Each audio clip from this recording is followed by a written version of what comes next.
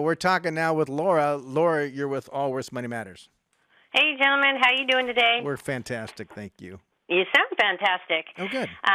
Well, it's a 401 day, I guess, or 401k day. I have a question about a 401k, but Okay. I've got two kind of separate questions that tie into each other. Great. I am finally going to be consolidating my IRAs, and I didn't want to because I like both of the companies, but to make it easier for my husband, if I go before he does, or if I become doolally or something, and I'm less reliably able to navigate complicated financial configurations, so I want to have less accounts. Makes sense. For myself and him. So that being said, the IRAs are an easy target. Done, right? We're in the middle of that.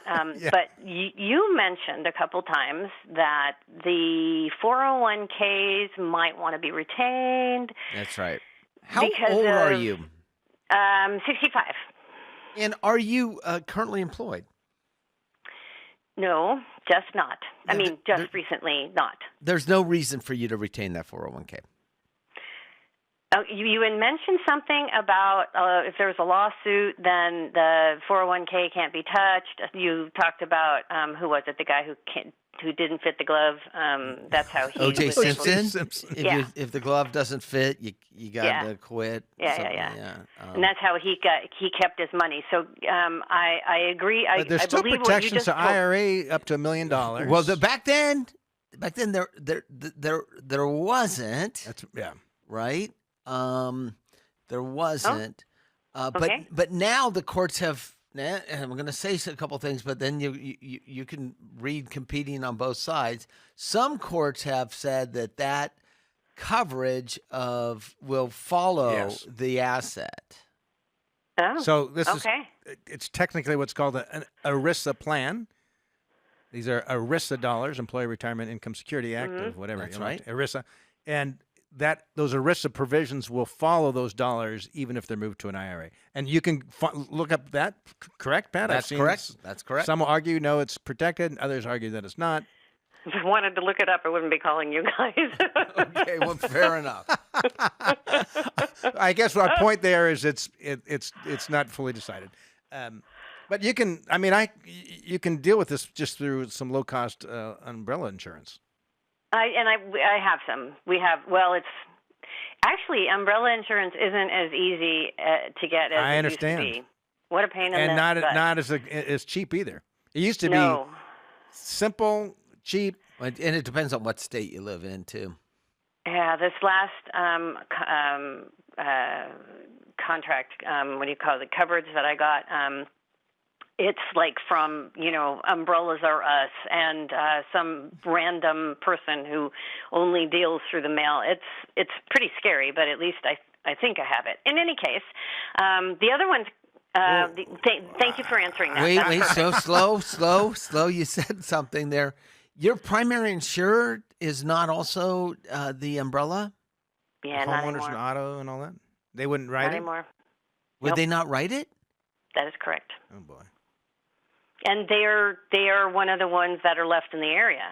It's I have two because they wouldn't give me enough coverage. I had a bit of second company, but I have an insurance broker that helped me find it. But it's not to your point. It's not as cheap and as easy to get. Oh, and the insurance broker is actually the one that did hook me up with this person. Okay. So that's kind of why I feel sort of But okay about so it. that is the one reason. But the ERISA rule follows that particular money. So the idea of actually, if in a perfect world, right, when your last day happens, if we're talking about liquid traded accounts, I think about this all the time. Is I'll have a Roth, I'll have a Roth IRA, I'll have an IRA, I'll have a brokerage account, and then I'll have a cash management account that I pay bills out of. Yeah. And there will be 4 accounts that exist. And maybe right now, a life insurance policy somewhere. I have 8 right now with the life insurance policy. So Okay. if I take that's just you, not counting your spouse? That's the two of us. That's Okay, both well of us. then that's it's reasonable. So it's for each person, right? No. Well, not for each person. So there should be a Roth for if you both could have contributed for both of you, so that's 2. An IRA for both of you, that's 2. So we're at 4. A brokerage account, as long as the money was actually brought into the marriage through marriage and not inherited or gifted to, that's 5, right? Because you're going to share that. And then a cash management account, so that's 6. And you have 8 now? Yeah, I've got 2 inherited IRAs. Okay. Okay. 9, 10, 6, 7, 8. Yeah, you can. There you go. For a 401k, 2 separate IRAs, some miscellaneous little IRA that I don't know. Yeah, you don't label these things. Yeah, that's right. You you're move screwed. everything in an IRA should be in one IRA in Just your makes name. life easier. And Even the inherited? No, you you can't. Okay. You can't. And you're taking. I'm then- assuming you're taking required minimum distributions off those. Yes. Yeah. My husband's, although it's weird, yes, let's just say yes. So one weird account that I have on here is my second question's about. And do you remember? Of course you remember because you say it all the time. When the ducks quack, feed them. Yes, it's an old Wall Street saying. Yes. Mm-hmm. Well, meet one of the ducks. Okay. What did you own? I owned an annuity. I believe that's what it was, just a straight annuity that nailed me into a 7-year hell where I made virtually nothing, and he got $25,000 off the top. How much is in the account? I'm sorry? How much is in the account? Where is that? I'm going to assume there's 387. I was going to go 300 to 400. Yeah. And how long have you owned it? Well, I've had it where it is for 3 years. It's the moment the 7-year time frame came up, I transferred it, and now we're getting into the place that I don't understand. I just have the words for it. It was a 1035 exchange. Okay. Yeah. Into a different kind of annuity, a deferred annuity. Okay, you owned a deferred annuity the first time too. And was this sold to you, or did you go out and find it in the marketplace?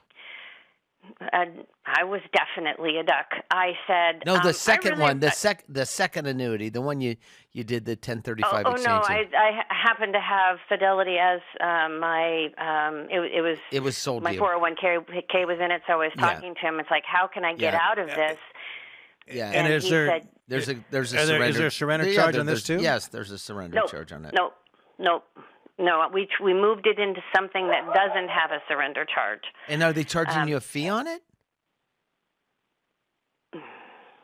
I don't think so. Or it's their own product and the investment management fees. Yeah, so Fidelity has both, by the way. They have ones where they'll charge commissions and ones where they don't. I think this is. What's your question Are you on taking income? No. What are you living on? Pensions and golden handshakes that I got a while back, but pensions. And then I just stopped working in July, so there was that bit of. Okay, so what's your question on the annuity? Does it have to stay in the way it is, or can I transfer it into an IRA so that I've got that? So that now I'd get rid of instead of having 3 IRAs, I'd have. Is it in 3 IRAs and this? I just have one IRA. Where'd the money come from originally? To put into the annuity. The $300,000 or whatever you'd use. To put into the annuity. Gosh, that's an interesting question. Was it in an IRA? Was it an IRA that owned an annuity, or was it just a straight annuity? It was my savings money. Okay. That I had saved from my time at work. But not in your 401k. Not in my 401k. That cannot be moved into an IRA. That's right. How much did you contribute to it originally? I think $250,000. And it's worth $380 now. Yeah. So here's what I would do with that. When I went to take income, I would probably annuitize that first before I actually started taking distributions from the The IRAs. problem with these, it's that tax deferred just continues to grow and grow and grow. And it has to be recognized at death, or while you're living. Where an annuitization of it actually just pays it out over a period of years, so we're deferring some of that recognition But of that. the as right ordinary decision income. is going to be based on a retirement income plan. That's right. Which means Figuring out what's Laura's life look like over the next 25, 35 years. Laura, what did you do for a living? What kind of work? Sales. Okay. You're I love this. You're the second person in a row, a woman that's been in sales. The problem with salespeople, With the same issues. right? The problem with salespeople, I'm a sucker. right. Right. You fall in love with the salespeople, right? Not necessarily with the product. And I speak from experience there. I think you need to go and Get a good financial advisor. get a financial advisor. And do a I financial. have a really good financial advisor, but I wanted to ask you guys. Oh, good. So what did they tell you to do with the annuity? I was going to wait to find out what you tell me. I would probably annuitize Well, if you were it. a client, we would say we're put it into a no load product, and then we'd manage it appropriately, and then we would we would figure out what are we going to do with this. Are we going to spend it down during Laura's lifetime? If so, maybe we look at annuitizing. Where's over a the few money years. going at your death? Hopefully there won't be any.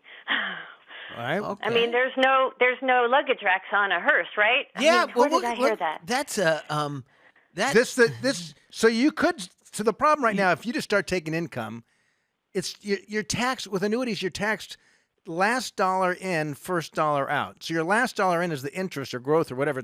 You put in $250. It's worth $387, right? So you have $137,000 worth of gain. That's going to be taxed as ordinary income when you withdraw it. So if you said, "Oh, I'm going to start taking $1,000 a month out of this or whatever," it's just going to be all that interest. You're never going to get to your principal, and it's all 100% taxable. But if you set it up as a stream of payments, then and annuitize it. and annuitize it, you can annuitize it for 5 years, 10 years, 15. You could annuitize it for life.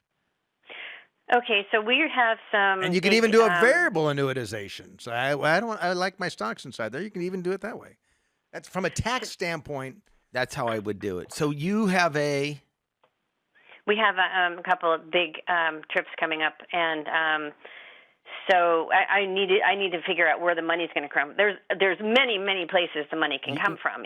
And That's what a good plan should do, because we're trying to right now. We want to minimize. Your biggest partner in all this is the tax man. Right. Right. That's exactly what I'm trying to avoid, making stupid mistakes. yeah, so Laura, you're 65. Is your spouse retired as well? Yeah, he's 79. Okay, so look, and you like to travel? Does he like to travel? Yes. Okay, Very much. So you've got Now's your you've got window. if you're lucky, you have 10 years. Now's your window. If you're lucky, you said he's 79. If you're lucky, you've got 10 years. What Yeah, you we need to figured do, that. well, you go to your advisor and say, these are our assets This is what we want to do. for the next 10 years. Turn it on and model out And for let's me. And minimize let's do the it taxes as as tax- much as possible. Okay, can I move this from one, because this is in the one I'm moving things away from. Can I move this Yes. into another, like under my my fiduciary account? They should be able to. Yeah. I mean, like Okay. You firms can- like us. We were talking earlier about the benefit of large. Like we have no load annuities for this exact purpose. No load meaning there's no surrender charge, no commissions paid.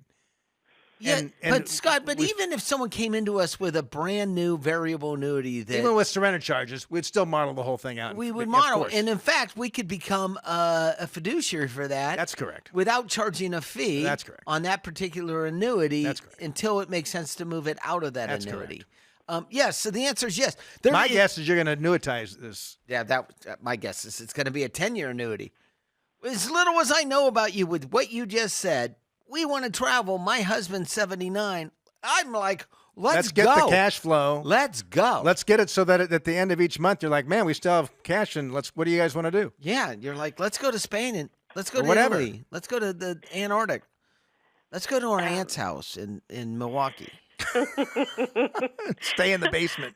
One of the things that we've got planned is really luxurious, and he's going down the list. He's like, "Why are we paying so much? Why are we going Because expensive?" to your point, you can't take it with you. You've got the assets. Are you doing a Ritz-Carlton cruise or?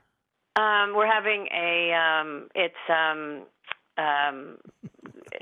custom. It's a custom cruise designed by a high-level luxury travel agent. Yep. And, Look. I mean, the Fairmont, the Ritz-Carlton. There you go. Yeah. Like you've earned it. You've worked it. But the answer to the question is on this one. My guess is you annuitize this over 10 years. But you can't do it in a vacuum.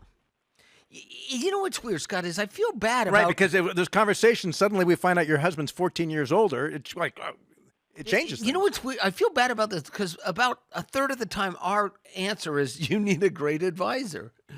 And it doesn't... Well, we can't figure... I mean, it's not fair for us to say, but my guess is you're going to annuitize this over 10 years. Okay, let me tell you something. Let me give you a commercial, right? Okay. You guys have been kind of building up to it and surrounding it with your words. I do. The other person where this is right now, wonderful guy, no question. But he's not the fiduciary, okay? He doesn't come to me. He doesn't look at my whole thing. He's a great guy. And great guy. He's a great guy. But he doesn't do what. Look, if I was having heart surgery, but wait. So what I just heard in all that is he recommends product without any sort of scope. Well, they don't do. It's Fidelity is one of them, obviously, because that's where it's sitting, right? Yeah. Fidelity's great, but they're limited. But Fidelity also has relationships. You know, Fidelity also has relationships with independent advisors. That they refer people to in situations like this. Well, I'm just saying that an individual, a company who can do all of it, like the taxes and look at this. I mean, if this was in the other account, that my person would have looked at this and said, what do you want to do with this? Because this is just by itself, it's going to end up a problem later on. But Laura, that wasn't their job at Fidelity. Their job was to actually get assets in the door. And it's not even good or bad. I have an account at Fidelity. Yeah. We use them a lot. Yes. Fidelity. Yeah. We have a good I have an working account. relationship with I have an advisor very similar to the one that you have at Fidelity, right? And the reason I have it there is it's mostly cash, and I don't want everyone that I work to know everything I have, right? Because it's an interesting, yeah. But unique situation. But they make recommendations, but very rarely do they ask, well, what other things do you have going on in your life? Right. Exactly. And look at this. Money's a tool. It's a tool. You have stored your labor. Your husband has stored his labor. How did you store the labor? You sort it with money. That's how we do it in modern times. You now want to exchange this labor for recreation. How are we going to do that? We're going to do it with money. Who's your biggest partner in taking the money out of storage? The U.S. government. And your state in California. Yeah. Newsom doesn't have enough. He would like a little more.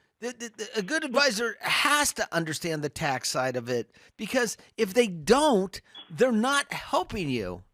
That's why I'm making this move. Yeah, you don't. So, and he might be a great guy. If I was going to have a heart surgery, I would care less about how much I liked the surgeon. I would want the best surgeon. Well, I'm actually moving towards a great surgeon and a nice guy. Okay. All right. Well, listen, enjoy that over the top trip that you have planned with your husband. You know, I got to tell you, many times when my wife and my daughter will plan a trip, I ask them intentionally not to tell me how much things cost. That's a great strategy, and I don't know how he looked. I don't know how he saw the package. I mean, it's interesting because the reason we have these dollars is because we're concerned about the future. We're frugal.